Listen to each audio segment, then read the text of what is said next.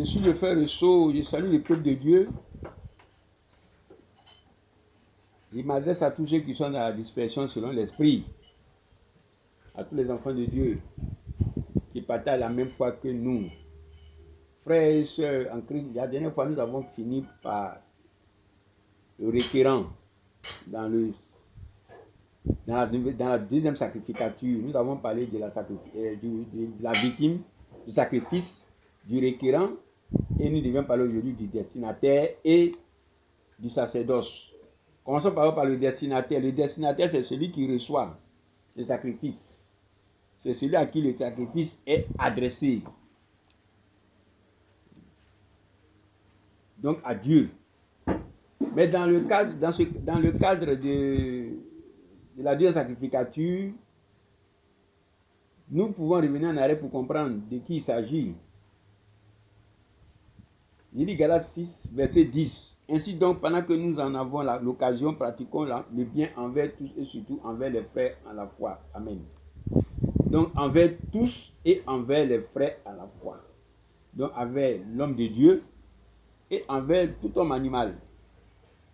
C'est ce que nous avons retenu. L'homme de Dieu, c'est celui qui a le Saint-Esprit, c'est-à-dire le frère dans l'Église. Ce n'est pas ici le moment de parler en détail de cette affaire-là. Prochainement, nous allons le faire au moment opportun, si Dieu le veut. Mais nous voulons dire simplement que les destinataires, ce n'est plus Dieu. Comme quelqu'un pourrait dire, je fais ça pour Dieu.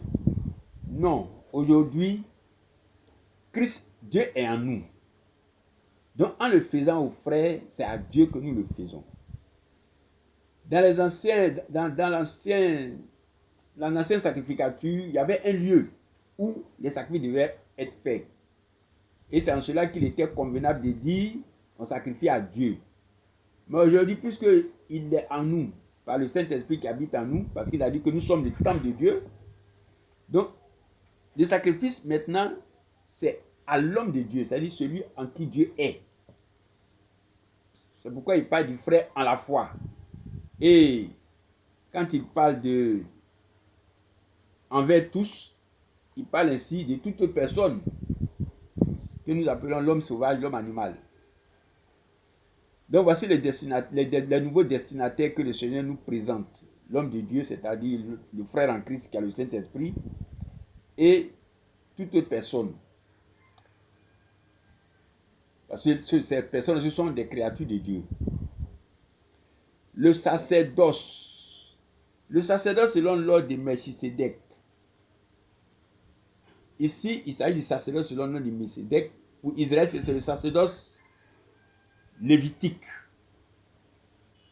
Et le sacerdoce selon l'ordre de Melchisédek se décline en trois parties. C'est-à-dire l'œuvre, l'ouvrier et le salaire. L'ouvrier ici, il est appelé le ministre. L'œuvre, c'est faire les œuvres de Dieu et non le service de Dieu. Et le salaire reste le salaire comme dans le côté, mais pas le même contenu. J'ai lu les Écritures, Hébreux 7, versets 11 à 19. Sacerdoce selon l'ordre de Melchisédek par rapport au sacerdoce lévitique. Si donc la perfection avait été possible par le sacerdoce lévitique, car c'est sur ce sacerdoce que repose la loi donnée au peuple, qu'était-il encore besoin qu'il parût un autre sacrificateur selon l'ordre de Melchisédek et non selon l'ordre d'Aaron? Car le sacerdoce étant changé nécessairement aussi, il y a un changement de loi. En effet, celui de qui ces choses sont dites appartient à une autre tribu, dont aucun membre n'a fait le service à l'autel. Car il est notoire que notre Seigneur est sorti de Juda, tribu dont Moïse n'a rien dit pour ce qui concerne le sacerdoce. Cela devient plus évident encore quand il paraît un autre sacrificateur à la ressemblance de Melchisédek, institué non d'après la loi d'une ordonnance charnelle, mais selon la puissance d'une vie impérissable, car ce métal lui est rendu, tu es sacrificateur pour toujours selon l'ordre de Melchisédek. Il est ainsi abolition d'une ordonnance antérieure à cause de son impuissance et de son inutilité, car la loi n'a rien amené à la perfection et introduction d'une meilleure espérance par laquelle nous nous approchons de Dieu. Amen. Donc, le sacerdoce lévitique, c'est-à-dire l'ancien sacerdoce, selon le sacerdoce de la première alliance, l'ancien sacerdoce et la première alliance et la première sacrificature, n'a rien amené à la perfection. C'est-à-dire n'a pas pu amener l'homme à aimer son prochain comme lui-même. Et c'est sur ce sacerdoce-là que repose la loi donnée au peuple. Qu'était-il encore besoin qu'il parût un sacrificateur selon l'ordre du Melchizedek et non selon l'ordre d'Aaron? En effet, si le sacerdoce n'a pas été bon, on ne peut pas encore ramener ce sacerdoce-là, le modifier et encore le mettre sous l'ordre d'Aaron. Donc il y a un changement de sacerdoce. Il est maintenant question du sacerdoce selon l'ordre de Melchizedek, avec un nouveau contenu, c'est-à-dire une nouvelle loi. Car il est écrit, le sacerdoce étant changé nécessairement, il y a changement de loi, c'est-à-dire un autre contenu. En effet, celui de qui ces choses sont dites appartient à une autre tribu dont aucun membre n'a fait le service de l'autel, car il est notoire que notre Seigneur, est sorti de Juda, dont Moïse n'a rien dit pour ce qui concerne le sacerdoce. Moïse ne pouvait rien dire, parce que Moïse ne peut pas savoir. Il ne peut pas connaître ce sacerdoce-là. Il n'a pas été, cela ne lui a pas été révélé. C'est Christ lui-même qui va nous révéler le contenu de ce sacerdoce-là. C'est-à-dire le sacerdoce selon l'ordre de Melchizedek. Un peu plus haut, nous avons parlé de l'alliance dans lequel et du sacrifice par rapport à l'alliance où Christ était venu d'abord comme un souverain sacrificateur. Après avoir fait le sacrifice, il s'est assis à la droite du Père en tant que ministre. Et c'est ce dont nous héritons aujourd'hui. C'est pourquoi il est écrit dans 2 Corinthiens chapitre 3 verset 6 au verset 9. Il nous a aussi rendu capables d'être ministres d'une nouvelle alliance, non de la lettre, mais de l'esprit. Car la lettre tue, mais l'esprit vivifie. Or, si le ministère de la mort gravé par des lettres sur des pierres a été glorieux au point que les filles d'Israël ne pouvaient fixer les regards sur le visage de Moïse à cause de la gloire de son visage, bien que cette gloire fût passagère, combien le ministère de l'esprit ne sera-t-il pas plus glorieux? Si le ministère de la condamnation a été glorieux, le ministère de la justice est de beaucoup supérieur en gloire. Amen. Donc Christ nous a rendus aujourd'hui capables d'être ministres d'une nouvelle alliance. C'est l'ancienne alliance qui faisait d'Israël des sacrificateurs. Et Christ a revêtu la sacrificature afin de pouvoir opérer le sacrifice. Quand il a fini le sacrifice, il est maintenant assis à la droite du Père en tant que ministre. Et c'est de cela que nous héritons. Nous sommes ministres de Dieu. Et à propos de ça, nous devons dire, nous sommes ministres de Dieu, pas à la manière des 5 ministères. Pour cela, je lis les Écritures. Éphésiens 4, verset 11. Il a donné les uns comme apôtres, les autres comme prophètes, les autres comme évangélistes et les autres comme pasteurs et docteurs. Amen. Ce sont là les 5 ministères. Mais ceux-là, ils ont été donnés pour le perfectionnement des saints, pour l'œuvre du ministère, c'est-à-dire pour que nous fassions l'œuvre de Dieu, pour que nous fassions les œuvres de Dieu plutôt, pour que nous agissions comme Dieu, pour que nous faisons comme Dieu, et non faire l'œuvre de Dieu à la manière d'un service dans le tabernacle, comme les Israélites. Non. Ce n'est pas de cela qu'il s'agit. Le Seigneur Jésus-Christ a fait de nous des ministres de Dieu pour que nous manifestons le ministère en manifestant la nature de Dieu. C'est ce que il dit en parlant de faire les œuvres de Dieu. Parler comme Dieu, marcher comme Dieu, penser comme Dieu, c'est-à-dire en action, en parole et en pensée. C'est pourquoi il a donné le projet de vie appelé la vie éternelle. Ce projet de société, ce projet de vie nous permet de comprendre la vie chrétienne qui est la vie de Dieu, qui consiste qui consiste à avoir la culture de Dieu. C'est-à-dire la culture chrétienne. Dans la culture chrétienne, il y a le vêtement, il y a la nourriture, il y a le mariage, il y a les funérailles, il y a tout ce qui compose la culture. Et nous avons donc, nous aussi, notre manière de nous habiller, notre manière de faire nos funérailles, notre manière de chanter, notre manière de danser, notre manière de nous marier.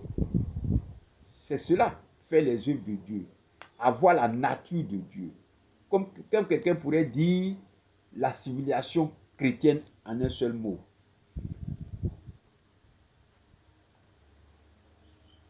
Voilà ce que le Seigneur veut de nous, et non des sacrificateurs, à la manière de la sacrificature selon l'ordre d'Aaron, ou alors selon le sacerdoce lévitique. Nous n'avons pas un autel pour faire des sacrifices à la manière d'Israël. Nos sacrifices là, c'est faire du bien. Même quand on parle de la parole, c'est par exemple concernant le sacrifice d'expiation, nous avons pour nous la prière de repentance, la prière de révocation, de confession. Quand on parle de l'Holocauste qui donne la faveur de Dieu, pour nous, c'est Christ, notre Holocauste. Par la foi en lui, nous avons la faveur de Dieu. Donc chaque sacrifice, même en vérité, quand nous allons arriver là, si le Seigneur veut, nous pourrons expliquer exactement les prières qui correspondent, ou alors les actes qui correspondent à chaque sacrifice qu'Israël devait faire. Et, comme je l'ai dit tantôt, le destinataire, ce n'est plus Dieu, mais c'est le chrétien et l'homme lambda, c'est-à-dire le païen, le frère et chose, comme on appelle le voisin, ou qui que ce soit.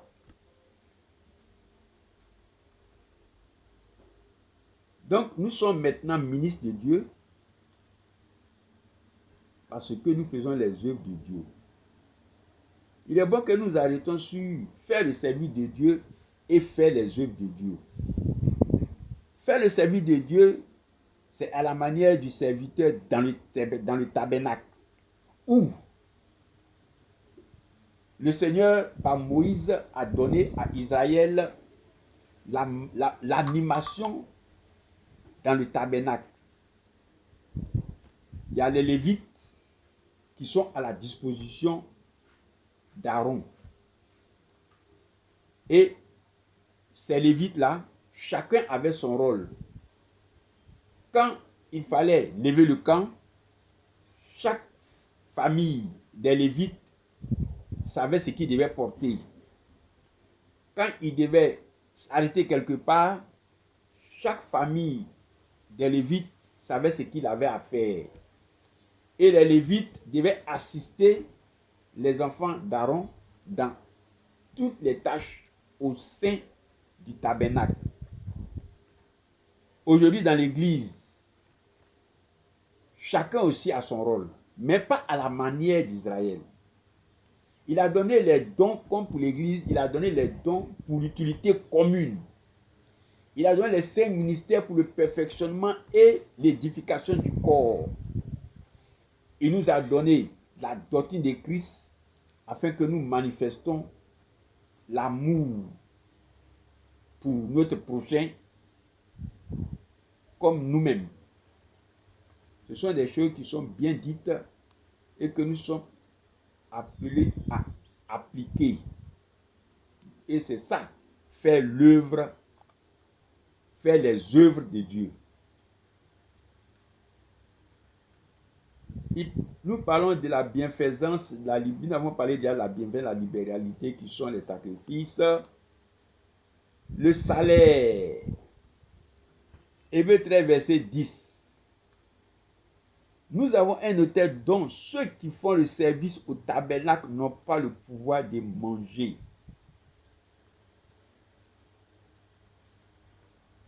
Hébreux 13, verset 10. Nous avons un autel dont ceux qui font le service au tabernacle n'ont pas le pouvoir de manger. Or, Dans l'ancienne sacrificature, les sacrifices que l'on faisait à Dieu devaient servir aussi aux sacrificateurs. En effet, Dieu a donné des prescriptions sur les parties qui devaient revenir aux sacrificateurs. Mais nous, dans l'église de Jésus-Christ, selon qu'il est écrit, nous avons un autel, c'est-à-dire l'homme est l'autel, dont ceux qui font le service au tabernacle n'ont pas le pouvoir de manger. Sans commentaire, afin que nous comprenions que ici, le Seigneur met fin à toute offrande, quelle que soit, et à tout sacrifice qu'il soit. Je lis les Écritures, 1 Corinthiens 9, verset 1 à 18. Ne suis-je pas libre, ne suis-je pas apôtre, n'ai-je pas vu Jésus-Christ, notre Seigneur? N'êtes-vous pas mon œuvre dans le Seigneur? Si pour d'autres je ne suis pas apôtre, je le suis au moins pour vous, car vous êtes le sceau de mon apostolat dans le Seigneur. C'est là ma défense contre ceux qui m'accusent. N'avons-nous pas le droit de manger et de boire? N'avons-nous pas le droit de mener avec nous une sœur qui soit notre femme, comme font les autres apôtres et les frères du Seigneur et s'effacent? Ou bien, est-ce que moi, seul et Barnabas, nous n'avons pas le droit de ne point manger, de ne point travailler? Qui fait le service militaire à ses propres frères? Qui est-ce qui plante une vigne et n'en mange pas le fruit? Qui est-ce qui fait paître un troupeau et ne se nourrit pas du lait du troupeau? Ces choses que j'ai dit n'existent-elles pas dans les usages des hommes? La loi ne les dit-elle pas aussi? Car il est écrit dans la loi de Moïse, tu n'amuselleras point le bœuf quand il fout le grain. Dieu se met-il en peine des bœufs ou pas uniquement à cause de nous? Oui, c'est à cause de nous qu'il a écrit que celui qui laboure avec l'espérance, et celui qui fout le grain, foulé avec l'espérance d'y avoir part. Si nous avons semé parmi vous les biens spirituels, est-ce une grosse affaire si nous moissonnons vos biens temporels? Si Dieu joue de ce droit sur vous, n'est-ce pas plutôt à nous d'en jouir? Mais nous n'avons point usé de ce droit. Au contraire, nous souffrons tout afin de ne pas créer d'obstacles à l'évangile de Jésus-Christ. Ne savez-vous pas que ceux qui remplissent les fonctions sacrées sont nourris par le temple, que ceux qui servent à l'autel ont part à l'autel? De même aussi, le Seigneur a ordonné à ceux qui annoncent l'évangile de vivre de l'évangile. Pour moi, je n'ai usé d'aucun de ces droits, et ce n'est pas afin de les réclamer en ma faveur que j'écris ainsi, car j'aimerais mieux mourir que de me laisser enlever ce sujet de gloire. Si j'annonce l'évangile, ce n'est pas pour moi un sujet de gloire, car la nécessité m'en est imposée, et malheur à moi si je n'annonce pas l'évangile. Si je le fais de bon cœur, j'en ai la récompense. Mais si je le fais malgré moi, c'est une charge qui m'est confiée. Quelle est ma récompense? C'est d'offrir gratuitement l'évangile que j'annonce sans user de mon droit de prédicateur de l'évangile. Amen. Dans ce passage, Pierre revient longuement sur le droit du prédicateur. Nous pouvons comprendre par ce passage qu'il y a vraiment de l'amalgame. L'évangéliste, le pasteur, l'homme de Dieu qui a la charge en tant que berger, se plaint de ce que certains frères dans l'église primitive profitaient de la parole pour se faire payer, se donner un salaire par ceux qui les écoutaient. Et Paul vient ici nous donner un éclairage. Quand il dit, nous n'avons point usé de ce droit, au contraire, nous souffrons tout afin de ne pas créer d'obstacle à l'évangile de Jésus-Christ. Il reconnaît que c'est un droit de recevoir des frères quelque chose. Mais en même temps, il dit, il n'a pas voulu utiliser ce droit afin de ne pas créer d'obstacle à l'évangile de Christ. Frères, soyons prudents dans ce que nous faisons. Demander de l'aide et exiger de l'aide sont deux choses assez différentes. Celui qui demande de l'aide laisse la possibilité à celui qui va l'aider de le faire ou de ne pas le faire selon ses moyens. Mais celui qui exige, qui en fait une prescription du Seigneur, c'est en ce moment-là que Paul parle de créer un obstacle à l'évangile de Jésus-Christ. C'est pourquoi il dit, il n'a point voulu user de ce droit-là, c'est-à-dire le droit de demander de l'aide. Comme cela est aussi donné à toute personne dans l'Église, de demander aux frères, selon que l'Esprit, le Seigneur l'a dit, demandez et l'on vous donnera. Donc celui qui a un besoin peut demander. Il en est de même pour les enseignants, les ministres de Dieu. Il faudrait que nous comprenions que nous avons la capacité, comme tout autre chrétien, de demander et non d'exiger. Encore que nous donnons même certains me donnent même des quotas. Et c'est de ça que Paul parle. Afin de ne pas créer de mélange, lui, il a décidé de ne pas user de ce droit de demander. Quelquefois, même quand tu demandes et que l'autre se sent obligé de donner, ça devient une exigence. Or, nous savons que entre ces deux mots, il y a toujours la possibilité de basculer dans ce qui n'est pas bon. Alors, Paul préfère se retenir. Sinon, il reconnaît en disant, ne savez-vous pas que ceux qui remplissent les fonctions sacrées sont nourris par le temple, que ceux qui servent à l'autel ont part à l'autel. De même aussi, le Seigneur a dit à ceux qui annoncent l'évangile de vivre de l'évangile. En effet, lorsque le Seigneur a envoyé ses disciples, il leur a dit de ne rien prendre. Et il leur a dit, là où vous entrez et que les gens recevront votre salut, restez là et mangez de ce qu'on vous donnera, car l'ouvrier mérite son salaire. Mais aujourd'hui, en ce moment, le Saint-Esprit n'est pas encore descendu. Mais tant que le Saint-Esprit est descendu, il nous rassure en nous disant, celui à qui l'on enseigne la parole fait part de ses biens à celui qui l'enseigne. Cette parole nous rassure pour nous dire, celui qui enseigne, le Seigneur va manifester en celui qui reçoit l'enseignement la paix et la joie de lui donner ce qu'il mérite.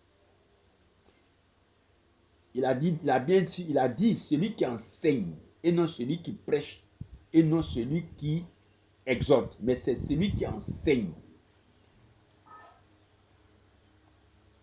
Amen.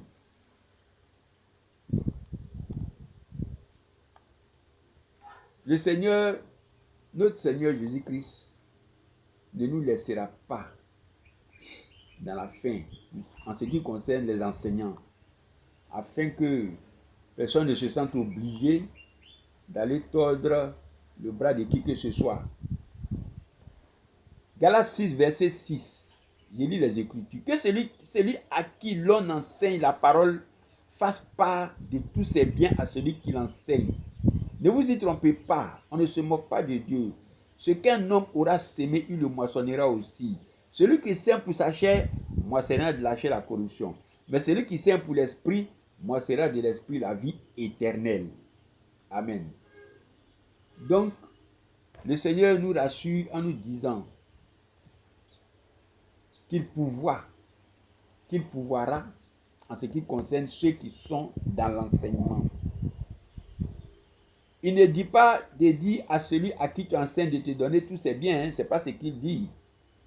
Mais c'est lui qui mettra dans le cœur de celui-là, qui aura reçu cet enseignement-là, de te faire part de ses biens, de partager avec toi et non de te donner tous ses biens. En plus, il nous rassure. J'ai lu dans les cieux, Luc 10, verset 17 à 20. Les 70 revinrent avec joie, disant, Seigneur, les démons même nous sont soumis en ton nom. Jésus leur dit, je voyais Satan tomber du ciel comme un éclair. Voici, je vous ai donné le pouvoir de marcher sur les serpents et les scorpions et sur toute la puissance de l'ennemi, et rien ne pourra vous nuire. Cependant, ne vous réjouissez pas de ce que les esprits vous sont soumis, mais réjouissez-vous de ce que vos noms sont écrits dans les cieux. En ce moment même, Jésus tressaillait de joie par le Saint-Esprit, et il dit, je te loue, Père, Seigneur du ciel et de la terre, de ce que tu as caché ces choses aux sages et aux intelligents, et de ce que tu les as révélées aux enfants. Oui, Père, je te loue de ce que tu l'as voulu ainsi. Toutes choses m'ont été données par mon Père, et personne ne connaît qui est le Fils, si ce n'est le Père, ni qui est le Père, si ce n'est le Fils, et celui qui a le Fils, et celui à qui le Fils veut le révéler. Amen. Le Seigneur nous donne ici l'assurance qu'en plus de ce qu'il s'occupera de nous-mêmes sur terre, nous avons aussi que nos noms sont écrits dans les cieux.